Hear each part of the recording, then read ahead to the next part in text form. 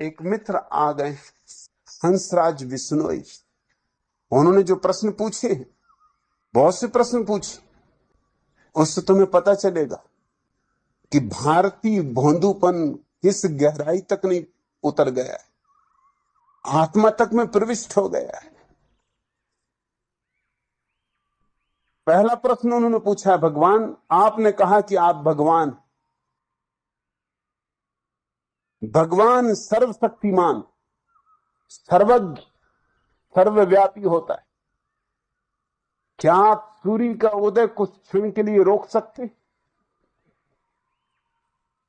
या सृष्टि में कोई परिवर्तन कर सकते हैं? कृपया बताएं। दूसरे प्रश्न में उन्होंने पूछा है कि भगवान कभी मरा नहीं, मर नहीं सकता, मरना असंभव। फिर यहां आश्रम में इतनी सुरक्षा की व्यवस्था क्यों? मेटल डिटेक्टर से क्यों हमें गुजरना पड़ता है?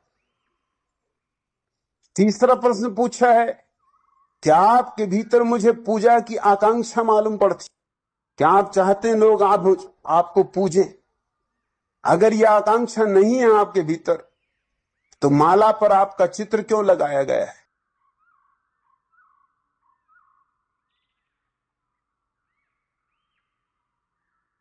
हंसराज बिश्नोई ने जो भी पूछा है,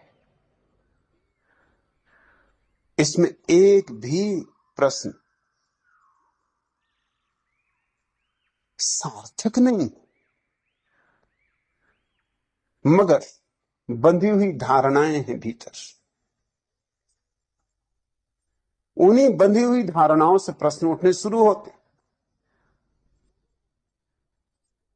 मगर वो पूछ के अब फंस गए हैं।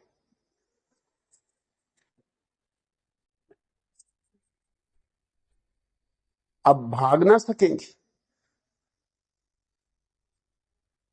मुझसे कुछ प्रश्न पूछना हो तो सोच समझ के पूछना चाहिए।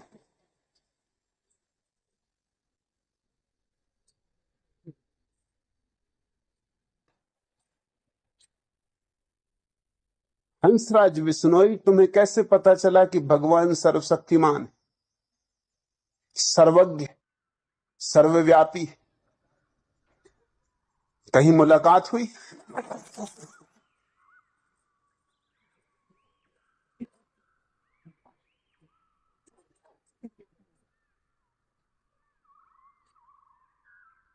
भगवान है भी, ये भी तुम्हें पता है? कोई प्रमाण है तुम्हारे पास भगवान के होने का? आज तक कोई प्रमाण नहीं दे सका है, और जो भी प्रमाण दिए गए हैं सब खंडित किए जा सकते। जरा से तर्क की जरूरत है, जरा सी बुद्धि की जरूरत है। अगर भगवान सर्वशक्तिमान है तो हंसराज बिश्नोई, तुम्हारा भोंदूपन कुछ कम बनाता? इतना तो कर देता, सूरज चाहे ना रोकता। थोड़ी बुद्धि तो देता। इतनी गरीबी है दुनिया में, इतनी बीमारी है दुनिया में, आधी से ज्यादा दुनिया भूख से मर रही है, और तुम कहते हो भगवान सर्वशक्तिमान। इसका तो मतलब यह हुआ कि वो इसी तरह चाहता है कि हो। ये भिखमंगे सड़कों पर, ये बिना दूध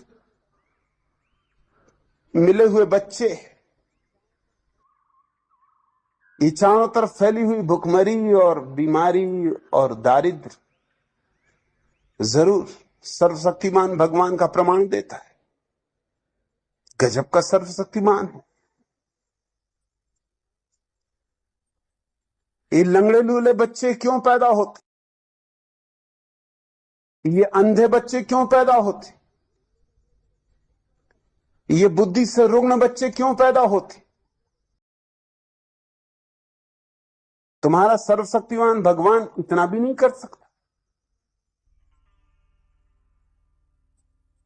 क्या तुम्हारे पास आधार है कि तुम कहो भगवान सर्वशक्तिमान, और तुम तो यूं कह रहे हो जैसे कि बात बिल्कुल सिद्धि है, कोई शक शुबा का सवाल नहीं है, कोई किंतु परंतु नहीं है। साफ घोषणा है कि भगवान सर्वशक्तिमान, सर्वज्ञ, सर्वव्यापी होता है। अगर भगवान सर्वज्ञ है तो ये दुनिया कुछ और ढंग की होनी चाहिए। ये सर्वज्ञ के द्वारा बनाई हुई दुनिया तो मालूम नहीं होती। सर्वज्ञ क्यों कैंसर बनाता है? क्या उसको इतनी भी अकल नहीं? क्यों क्षय रोग बनाता है? सर्वज्ञ को कुछ तो बुद्धि होनी चाहिए, जो सभी कुछ जानता है,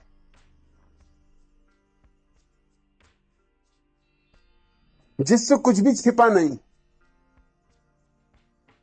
सर, ये सारा नरक जो तुम अपने चारों तरफ पा रहे हो, ये किसकी करतूत है? और तुम कहते हो भगवान सर्वव्यापी। हंसराज बिश्नोई आए हैं हरियाणा से, मंडी डब्बाली हरियाणा।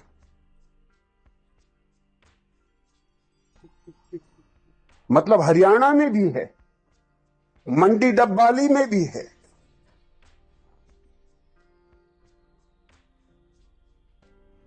तो फिर यहां किस लिए आए हो?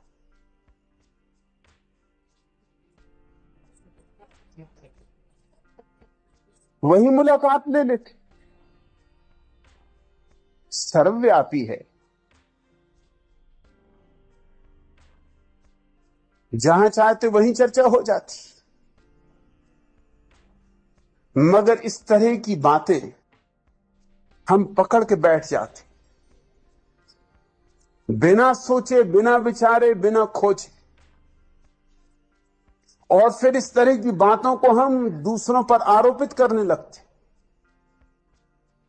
मैं तुमसे स्पष्ट कहना चाहता हूं कि मैं कोई सर्वशक्तिमान नहीं। तुम तो कह रहे हो कि आप सूरज को कुछ क्षण के लिए रोक सकते हैं, मैं इस बिजली के पंखे को भी नहीं रोक सकता।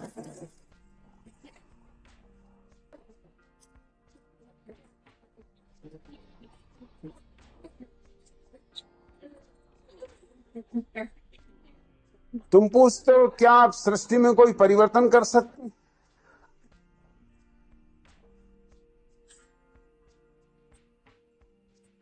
क्या परिवर्तन करवाने का इरादा है?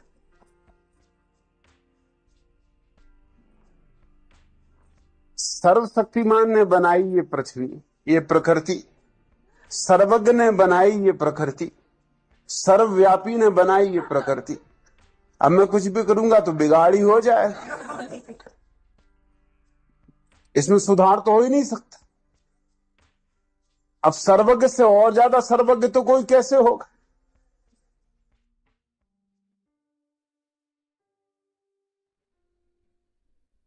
और तुम पूछते हो कि भगवान न कभी मरा, न मरा, न मर सकता है। सवाल पहले ये कि जिया भी कभी? जिया हो तो मरता, जब जिया ही नहीं तो मरेगा कैसे? जन्मा कब? बात हमेशा शुरू से करनी चाहिए। अगर जन्मा हो तो मरे, जन्म के बिना मृत्यु तो नहीं हो सकती। से एक बात तो तय है कि जन्मा नहीं।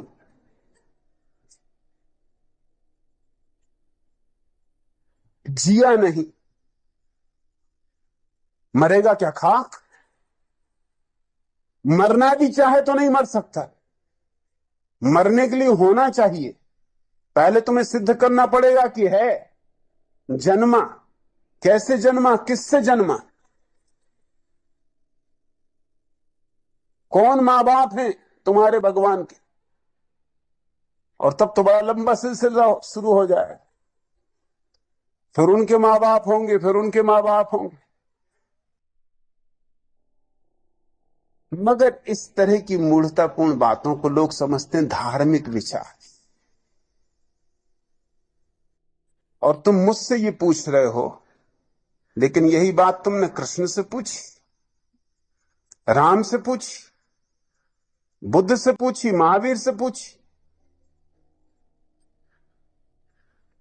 तुम कृष्ण को भगवान कहते हो, कृष्ण मरे या नहीं? तुम बुद्ध को भगवान कहते हो, बुद्ध मरे या नहीं? तुम राम को भगवान कहते हो, राम मरे या नहीं? मेरे संबंध में तो कुछ अलग नियम बनाना चाहते हो। मैं भी मरूंगा, और मरने में मुझे कोई बुराई नहीं मालूम पड़ती।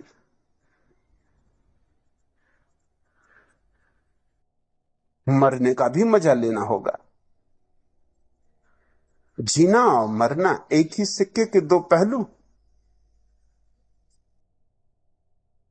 लेकिन बड़ा मजा यह है इस देश की बुद्धि की, जो प्रक्रिया है बड़ी दोहरी। अगर राम का सवाल उठाओ तो राम भगवान, और तब कोई नहीं पूछेगा कि फिर मरे कैसे। और कृष्ण भगवान है, मरे कैसे? बुद्ध भगवान, महावीर भगवान, कोई भगवानों की तुम्हारे यहां कमी रही है? सब मर गए, उनमें से एक आध भी जिंदा है। जिंदा हो तो पकड़ के लाओ।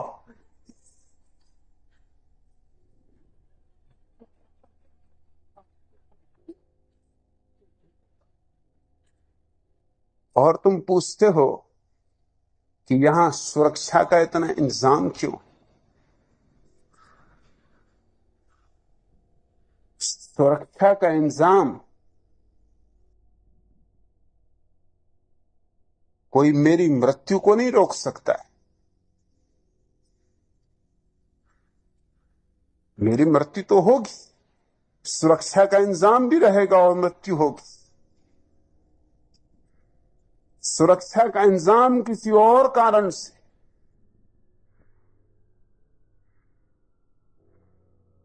मैं मरना भी चाहता हूं तो अपने ढंग से मरना चाहता हूं।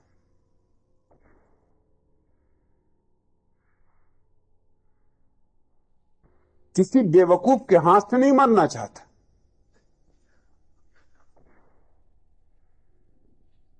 मेरा अपना जीवन का ढंग है, मेरे मरने का भी अपना ढंग होगा। जीता अपनी मौत से हूं, मरूंगा भी अपनी मौत से।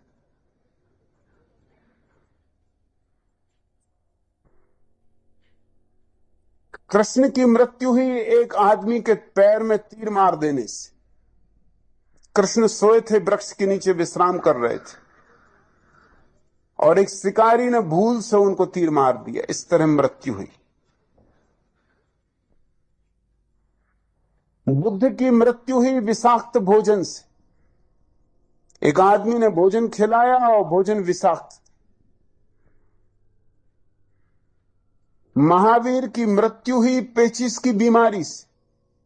होनी ही चाहिए, ज्यादा उपवास जो करेगा उसका ये परिणाम होने वाला, पेट खराब होगा।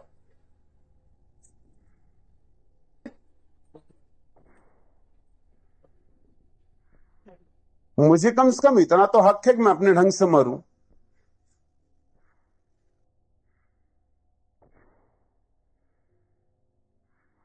और तुम पूछते हो कि ये सुरक्षा, अगर आप भगवान है, सुरक्षा की क्या जरूरत? तो रामचंद्र जी धनुष्वाण लिए चलते हैं।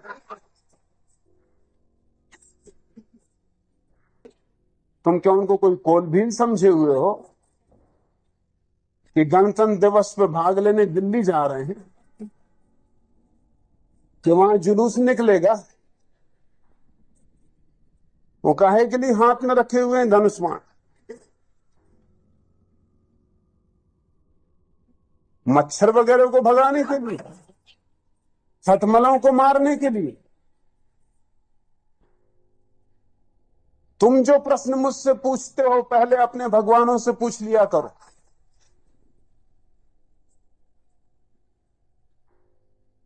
क्योंकि पहली तो बात यह कि हंसराज बिश्नोई, मैं तुम्हारा भगवान नहीं। मुझसे तुम्हारा क्या नाता है, क्या लेना देना? तुम अपने भगवानों से पूछो कि आप धनुष्मान लिए क्यों घूम रहे हैं? दिमाग खराब? और धनुष्मान साफ बता रहा है कि सुरक्षा का इंतजाम।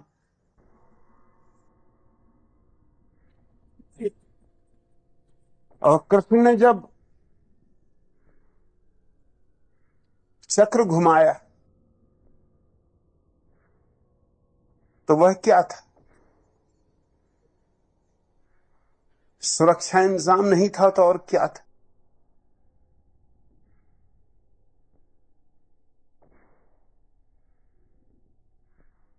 परशुराम जीवन भर फरसा लेकर काटते रहे लोगों को,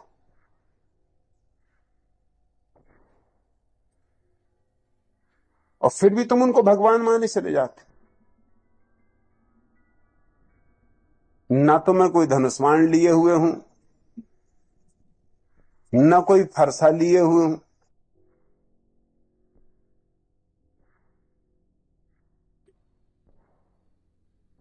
इसमें क्या अड़चन है कि यहां थोड़ा सुरक्षा का इंतजाम हो? लेकिन तुम्हारे दोहरे मापदंड, अपनों को जिनने तुमको सदियों से संस्कार दिए, तुम एक तरफ रखते हो, बचा लेते हो।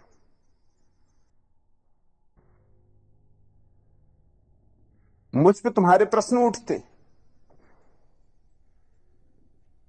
मुझे कोई अड़चन नहीं है सुरक्षा के इंतजाम से, क्योंकि मैं नहीं मानता कि कोई इस तरह का भगवान है जिस तरह तुम्हारी धारणा है। भगवत्ता है, भगवान कोई भी नहीं। भगवत्ता एक अनुभूति है, और ये मैं जानता हूं कि आत्मा नहीं मरती।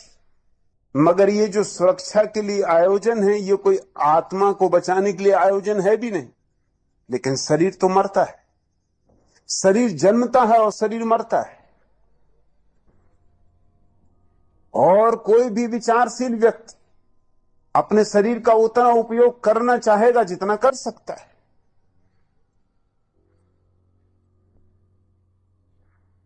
मेरे शरीर से मैं जो भी काम करना चाहता हूं, पूरा करना चाहता हूं। इस शरीर को बचाने की पूरी व्यवस्था होनी चाहिए, कोई कारण नहीं। जो इसे प्रेम करते हैं वो बचाने की कोशिश करेंगे। जो चाहते हैं कि ये शरीर उनके काम और कुछ देर आ जाए, वो इसे बचाने की कोशिश करेंगे। मैं मूढ़तापूर्ण बातों में भरोसा नहीं करता। अब तुमने पूछा है कि आपने कहा कि आप भगवान। भगवान का मेरा अर्थ समझने की कोशिश करो। भगवान से मेरा मतलब ये नहीं है कि मैंने ये दुनिया बनाई।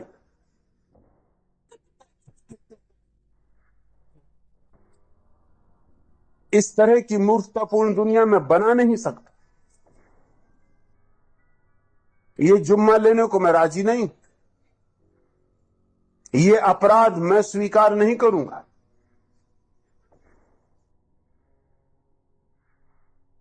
और मजा ये है कि तुम मुझसे पूछते हो, तुमने कृष्ण से नहीं पूछा, राम से नहीं पूछा। ये राम ने दुनिया बनाई, सूरज को रोक सकते थे, और इनकी औरत को रावण भगा ले गए। गजब के सर्वशक्तिमान, बड़े सर्वज्ञ, बड़े सर्वव्यापी, अपनी औरत को भी न बचा सके, और क्या खाक बचाएंगे?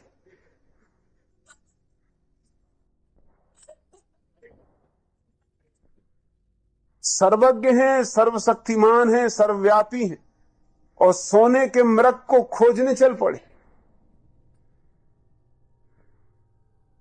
बुद्धू से बुद्धू आदमी को भी शक होता कि कहीं सोने का मृग होता है।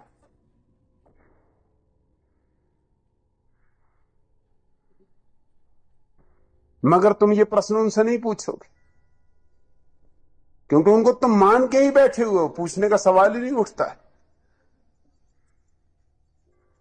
और फिर सीता को लाया गया लंका से छीनकर, तो उसकी अग्नि परीक्षा ली गई। और ये सर्वज्ञ, जब सर्वज्ञ हैं और सर्वव्यापी हैं, तो उनके पता ही होना चाहिए कि सीता ने कोई भी ऐसा काम नहीं किया है कि उसकी अग्नि परीक्षा ली जाए। ये कैसी सर्वज्ञता है? इनको ये भी पता नहीं, इनको शक कि कहीं सीता भ्रष्ट न हो गई। ये पुराना दकियानूसी पति का दिमाग कहीं कहीं सीता का सतीत्व नष्ट न हो गया। सीता कहीं ज्यादा समझदार महिला मालूम पड़ती है।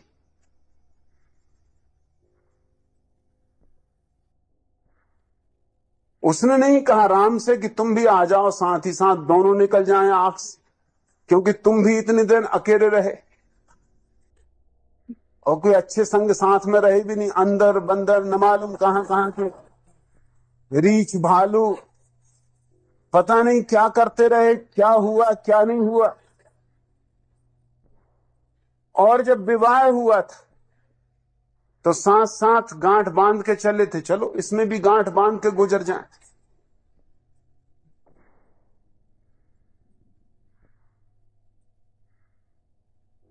ये सर्वज्ञ है।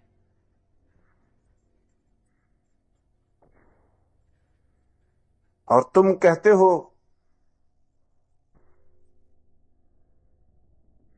कि सुरक्षा की कोई जरूरत नहीं। और कृष्ण पूरी गीता में क्या समझा रहे हैं अर्जुन को कि लड़। अर्जुन कहीं ज्यादा ज्ञानी मालूम होता है तुम्हारे हिसाब से, क्योंकि वो ये कह रहा है कि क्या सार है मारने मारने में। आत्मा तो अमर ही है, अब नाहक इनके शरीरों को क्या मारना। मैं चला जंगल, मैं तो ध्यान करूंगा, समाधि साधूंगा, इसमें कुछ सार नहीं। और कृष्ण की पूरी गीता इसी बात का आयोजन है कि तू लड़, उठा गांडीव। कृष्ण को पता नहीं है कि आत्मा अमर है। कहते तो वो यही है कि न हन्यते हन्य माने शरीर है, शरीर मरता है आत्मा नहीं मरती। मगर उससे उन्होंने मतलब क्या निकाला है? उससे मतलब उन्होंने बहुत चालबाजी का निकाला है। चालबाजी का मतलब यह निकाला है कि मार, बेफिक्री से मार इनके शरीरों, क्योंकि आत्मा तो मरती ही नहीं, इसलिए कोई हानि होनी नहीं है, हिंसा कुछ होनी नहीं। कृष्ण ने जितनी हिंसा का प्रतिपादन किया दुनिया में किसी ने भी नहीं किया। Adolf Hitler, Genghis Khan, Timur Lang, Nadir Shah सब फीके पड़ जाते, क्योंकि भला इन्होंने हिंसा की हो लेकिन हिंसा का समर्थन इनके भीतर नहीं।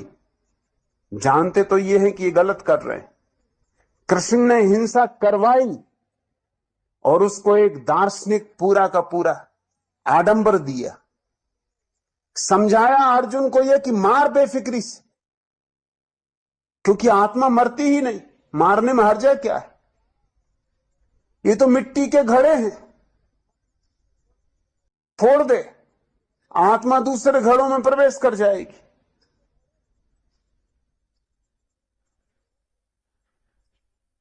तुम इन सारे लोगों को भगवान मानते रहे हो।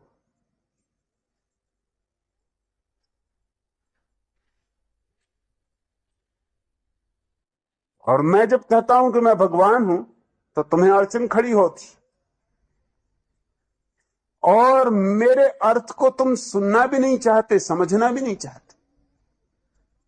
जब मैं कहता हूं मैं भगवान हूं तो मैं ये कह रहा हूं कि तुम भी भगवान हो। भगवत्ता हमारा स्वभाव है। ये और बात है कि कोई पहचान ले, या ना पहचान? जो पहचान ले वह भगवान, जो ना पहचाने वो भी भगवान है, लेकिन उसे पता नहीं होगा। कोई सोया है, कोई जागा है, मगर सोने और जागने वाले के भीतर एक ही चेतना का वास है। तो जब मैं कहता हूं मैं भगवान हूं, तो मैं ये नहीं कह रहा हूं मैंने दुनिया बनाई। मैं ये भी नहीं कह रहा हूं जैसा कृष्ण कहते हैं कि जब जब धर्म की हानि होगी तब तब मैं आऊंगा और रक्षा करूंगा।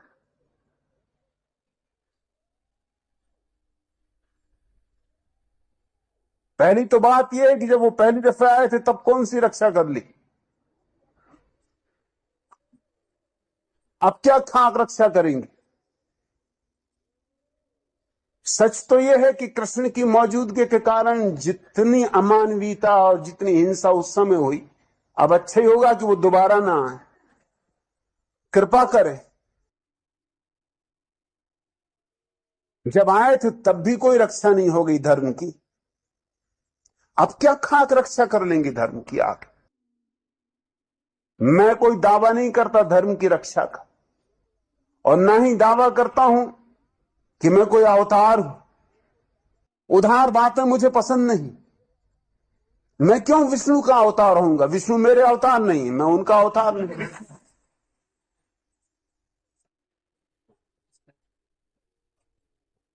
मैं किसी का अवतार नहीं हूं, मैं किसी की रक्षा के लिए आया नहीं हूं। मुझे किसी धर्म की रक्षा नहीं करनी है, मुझे तुम्हें किसी पाप से नहीं बचाना है। मैं आनंदित हूं, मैंने अपने को जाना और मैं आनंदित हूं, और मेरे आनंद का यह हिस्सा है कि तुम्हें भी मैं अपने आनंद से परिचित करा दूं। फिर तुम्हारी मौज, तुम स्वीकार करो न करो, वह तुम्हारी मालकियत है।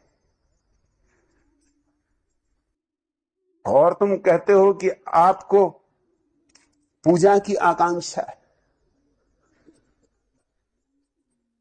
अगर मुझे पूजा की आकांक्षा हो तो तुम सोचते हो मुझे कोई अड़चन? रोज पूजा करवा सकता हूं, रोज फूल चढ़वा सकता हूं, रोज आरती उतरवा सकता हूं। इसमें अड़चन क्या है? पत्थरों की आरती उतर रही है तो जिंदा आदमी में क्या अड़चन है आरती उतरवाने की?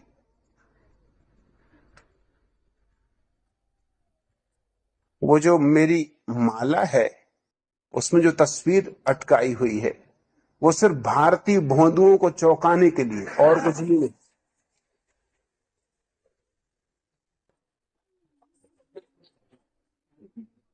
एक मजाक है और कुछ भी नहीं। लेकिन मजाक को समझने के लिए भी थोड़ी बुद्धि चाहिए।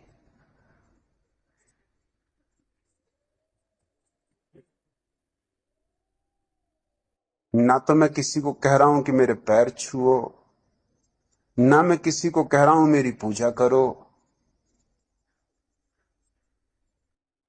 मैं तो आता भी हूं तो मैं चाहता नहीं कि कोई उठ के खड़ा हो।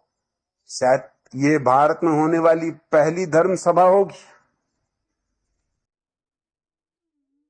जहां आने पर गुरु के शिष्य बैठे रहते।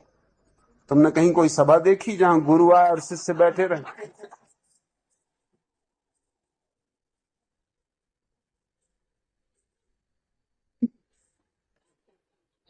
ये शायद पहली सभा होगी भारत के पूरे इतिहास में जहां गुरु हाथ जोड़ के तुम्हें नमस्कार करता है।